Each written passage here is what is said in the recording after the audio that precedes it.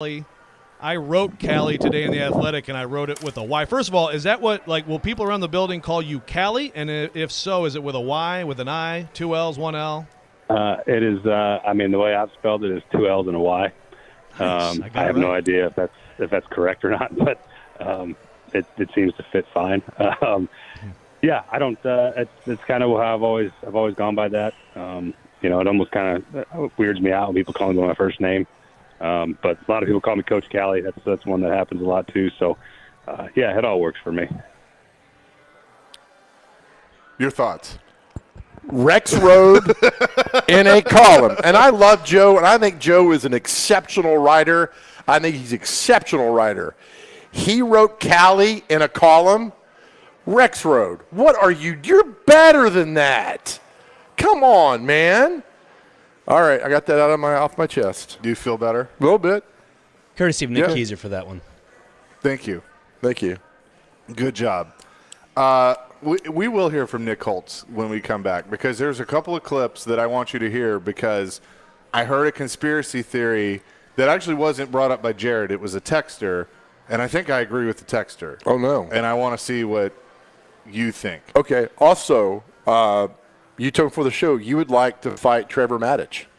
Is this true? I don't want to fight Trevor. I actually I wasn't at practice, so I don't know if I can agree with Trevor or not. But, like, he was at practice. He observed Treylon Burks. He thought Treylon Burks was dogging it. And then you have the coaches saying, like, his effort is 100% and all this stuff. And it's like, okay, so who's right, who's wrong? I tend to agree with, I listen to Trevor. Like, Trevor knows football. He does. And so I wasn't there. It certainly got my attention. I know Derek kind of took exception to it. So who you default to? You default to the coaches or you default to Trevor Maddich? The coaches are going to blow sunshine. Okay. I mean, they just are. Now, I would like a day where Derek is there and Derek can observe, what he's doing because Derek played the position for 15 years in the NFL. Mm-hmm. So, I obviously respect what he has to say too. But it is concerning if you have people that know football that are saying, oh, he's kind of dogging it. Were there other people that were on Trevor Maddich's side? Because this is taken off. Yeah, I only know what Trevor said. Okay, I don't know if there's other people at practice that observed. Hey, can we get you guys to shut the window at the Omni? Chase is distracted. Both of us. Yeah. Were there others who were on the same side? I don't know. Okay. I just know what Trevor said. I need to know. If there's like 8 people who agree with Trevor that were practice, then I'm like, all right, I get it. But if nobody agrees with Trevor Maddich and 5 people are like, he was that are non-coaches, then I'm on that side. All right, we'll discuss that and much more today. Greg Wyshynski going to join us at 9:30. Jeff Fisher at 10:30. So Fish will join us at 10:30. God, I hate you. Here on the program, and Wish at 9:30. It's Chase and Big Joe on 102.5, 106.3 The Game.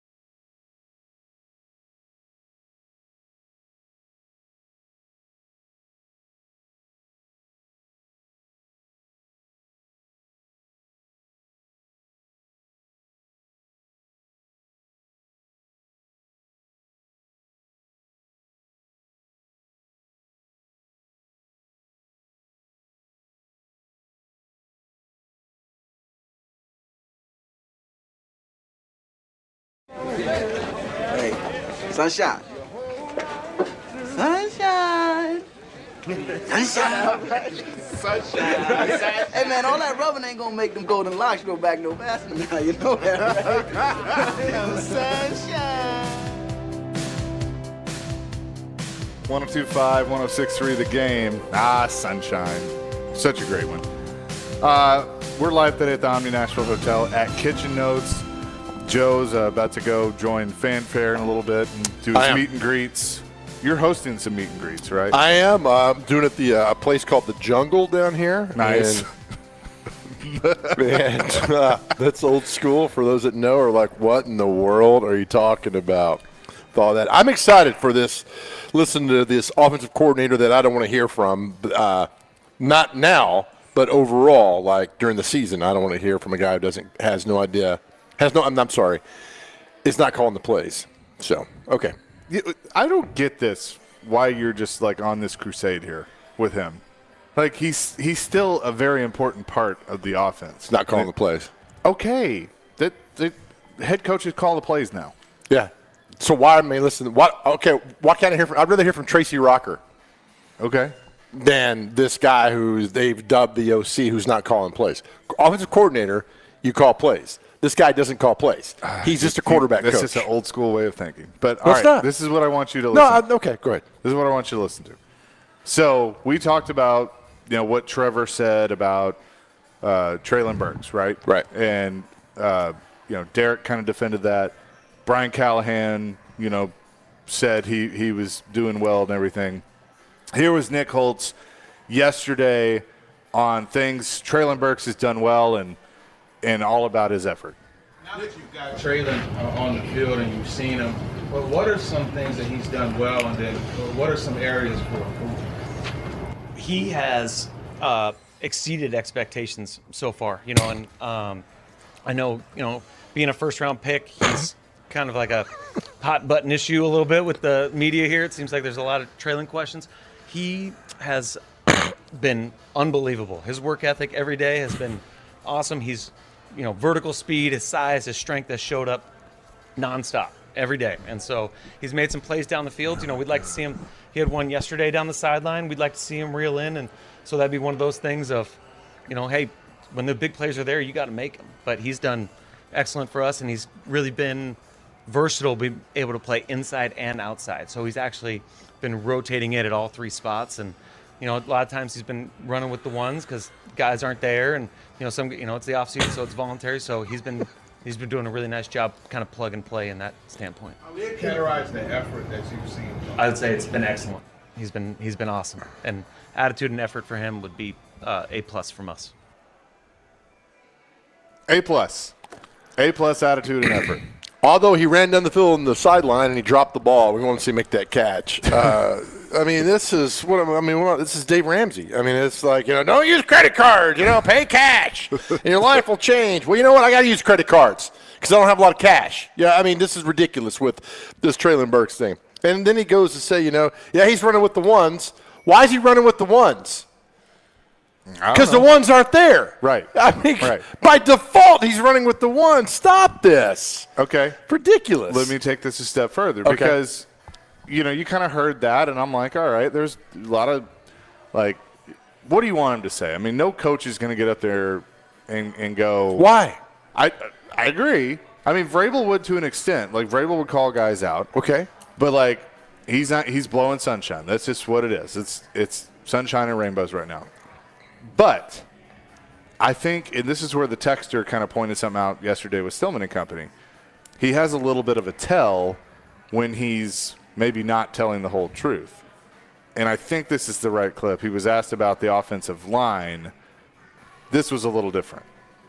And non-padded stuff. On the other line, what's your level of confidence in that group, and particularly at right tackle right now? I think it's awesome to say you have confidence when we don't have pads on. So, it's been everybody's going to have everybody blocked or that kind of deal. But they're doing a great job. And you watch this group, I know you guys have been out there a handful of impressive, to say the least. I would answer your question with two different things. I think the Coach my Callahan, gosh. Coach Callahan Senior, the older one. I'm not sure how we all refer to differentiate him. I got to work on that. Bill has done a great job. It's talking to my matching son. all the different spots. Because last year in Cleveland they played 5 tackles. And I think you look at the season and you look at the teams with the most depth win, and the teams that can withstand injuries. If one guy goes out, we don't want to have to kind of shut down the whole ship. You know what I mean? And say, all right, now we can't run these plays. So I think we're doing a really nice job of building the whole group. And then, right tackle. So we've had a handful of guys all working there, and they've all done a really nice job. OJ's done a good job. Nick's done a really nice job. Jalen Duncan has done some really nice things. So all those guys have really filled in admirably or performed admirably at this point in non-padded stuff. Oh, my gosh. Nick's done a really nice job. Joe's done a really nice job. Chase done a really nice job. Everybody. It's like a Chappelle. Kay's done a really nice job. It's like a Chappelle skit. I mean, come on, man. This is ridiculous. Jalen Duncan? You're better than he is. I mean, come on with all this stuff. This is ridiculous. So I get it, but he just started going off. What was the question? The confidence in the offensive line, especially the right tackle. All right, I lost that they went on down some tangent. Didn't know anything about that. Didn't know what to call Bill Callahan. Yeah. So here was basically, and I kind of agree with this. Like Burks, he gave the standard answer for Burks, the answer they're giving right now. Like working hard. The one they got in the room of, hey, when we're asked about Burks, our answer is he's out there giving 110%, by golly. For the O-line, he kind of stuttered and he kind of rambled and he kind of, which to me tells me that, like, yeah, he didn't think they're very good right now. No, not at all. And it's like he doesn't have a lot of confidence, especially in the right tackle. No, but, why is he being, asked to evaluate a position that he doesn't coach? Right, but he's still the offensive coordinator, so, he's still Shut your a mouth. part of it. Shut your mouth. His title is offensive coordinator. Offensive coordinator is to call plays. He doesn't Not call anymore. plays. Not anymore. Then take it away from him. The league has changed. Then take Coaches, the title. Then take that you phrase can still away. coordinate the offense without calling the plays. He helps design the plays. No, that's called game planning. He tells Callie, hey, I think in this situation we should call this play. Who makes the call? Ultimately, it's Brian Callahan. All right, let me ask you this. You're the boss at the radio station, all right? Correct. We all come to you, and there's situation happening. Some right? of you come to me when you got to go to the bathroom. All right. And you got 7 people saying, do this, do this. Who ultimately decides what you do? What I do? Yeah. Chase McCabe. And Bud. Well, and Sean. In your job, you decide what to do. In my job? Yeah. Brian yes. Callahan decides what play to call. You can tell him all day long. But Nick Holtz is not calling any plays. Okay. He's not. Let's stop that. But his title is still offensive coordinator. Because it sounds good. He's not the coordinator. I didn't give him that title. That just drives me You're insane. yelling at me. Because You're you're right here. I can't yell at all the people in the streets. I'd love to. But I can't. I can't do that. No, I don't want to yell at her at all. Nice, Waver. Come on in here. Have a good time. Joe, bring your binoculars out and just start yelling at people through the glass. They'd be thinking, whoa, what's wrong with this guy? Oh, we there's don't let people on the show that yell at people anymore. Right. No, we don't do that. It just drives me. But, I mean, again, the sunshine pumping and all that. I guess for my thing is I've been out there not because I'm old, right? I'm not any good. I'm old. I've covered this team since they came here in 97. Hell, I think my first interview with an NFL player was Derek Mason after the Rams preseason game at Vanderbilt in 97. So it's not that I'm just old. And I'm telling you, man, I've covered these OTAs and I've covered these practices, and it's like, that looks terrible. And then it's the flip-flop of the season. We don't know anything right now. So the overreaction is driving me insane about what's going on. We don't know now. 7042 says, does Joe know Callie didn't call plays? Probably not. Yeah, he didn't call plays in Cincinnati. Right, but he was the offensive coordinator. Shouldn't have been called offensive coordinator. That's Zach Taylor's job. Why is it your job to decide what people should be called, though? What is an offensive coordinator, Chase? They help coordinate the offense. It calls the plays. Okay, that's when did this change in the last year? No.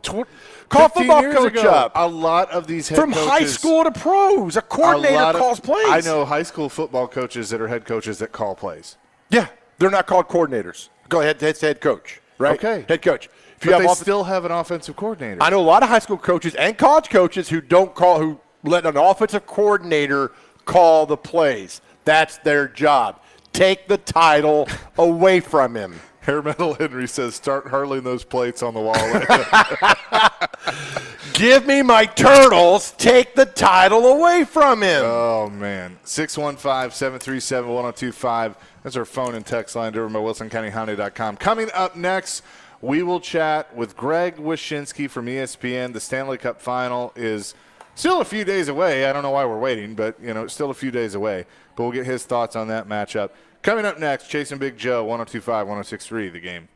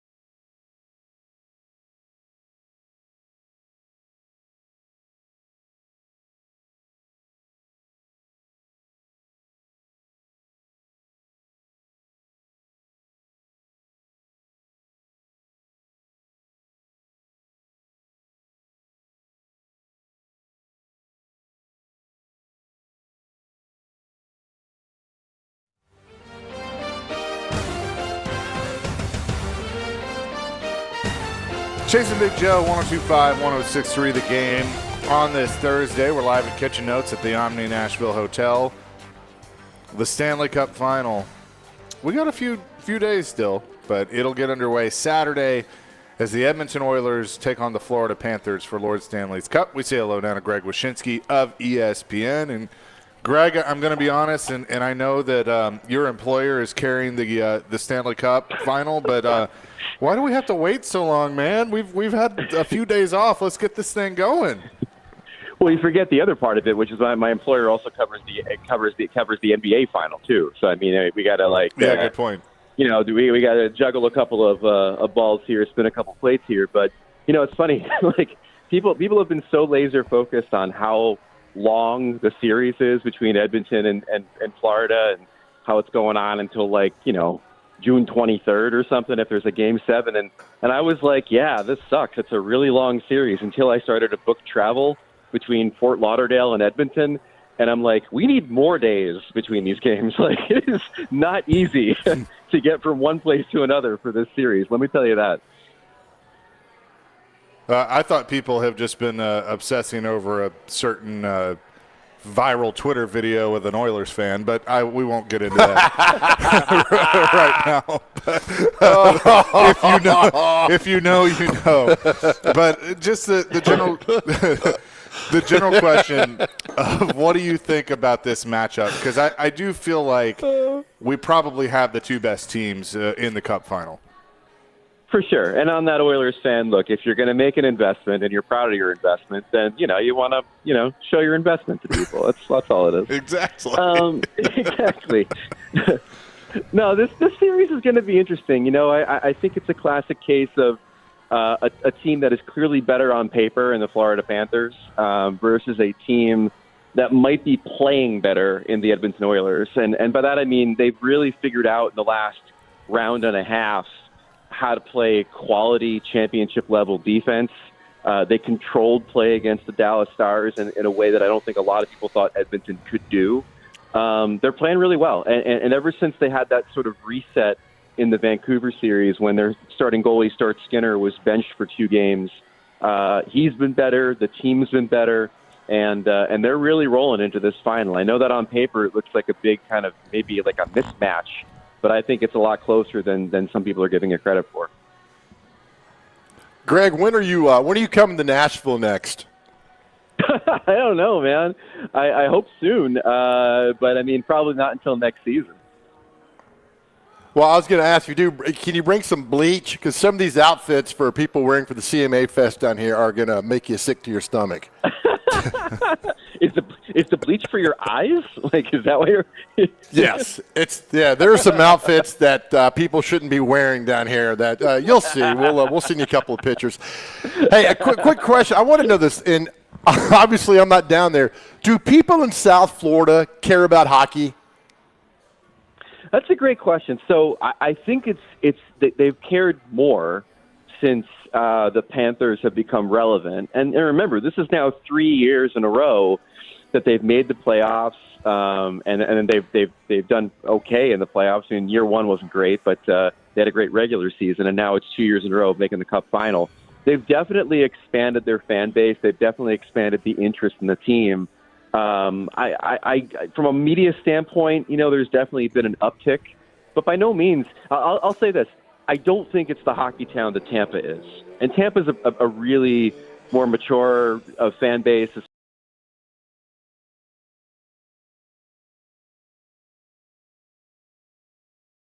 That.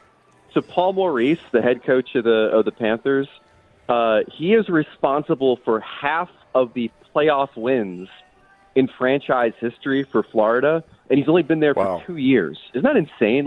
That's the kind of hill they're climbing in South Florida insofar as trying to build a fan base. They've just not had the sustained success until very recently. Is there another franchise in NHL that has an arena that's so far out in the middle of nowhere? Yeah, Ottawa. So the arena in Ottawa is in a place called Canada, and you literally have to drive in rush hour traffic to get there from the downtown in Ottawa. It's one of the reasons they're trying to build a new arena up there. Obviously, the Coyotes had that issue for a long time of the arena being in Glendale, and that was nowhere near where the fans lived.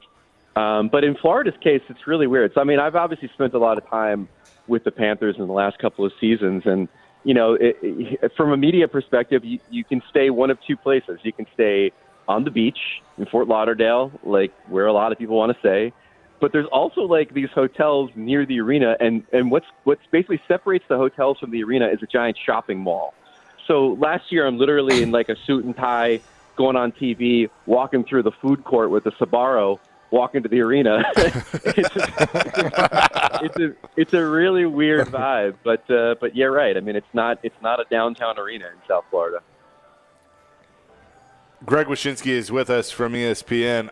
Love the story you did on the WWE Championship belt that the Stanley Cup champions will get. I think this is really nice looking that the WWE has given them. Yeah, it's cool. It's just up on the site now.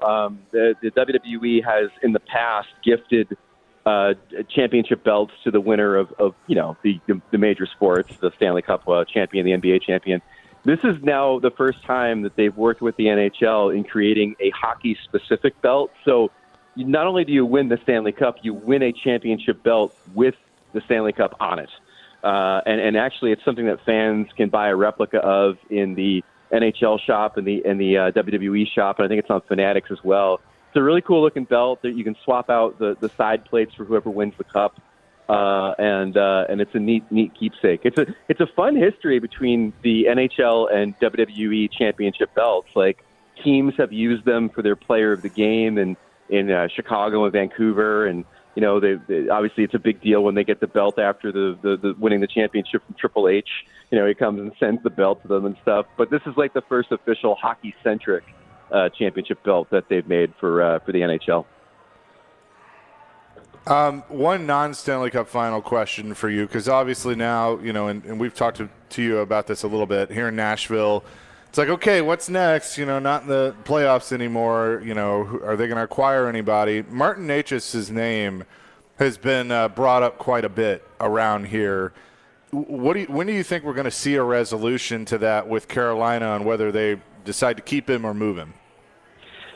I think we'll probably see it before the draft or around the draft. I mean, that's usually when these decisions are made. Obviously, in Carolina's case, the complication is that they just lost their general manager. Don Waddell left the Hurricanes for the Columbus Blue Jackets. Eric Tulsky, who I have the utmost confidence in, I think should be their GM, is the interim GM at the moment. So it's not as if they couldn't make a deal. I think they have all the trust in the world in Tulsky to pull off a deal.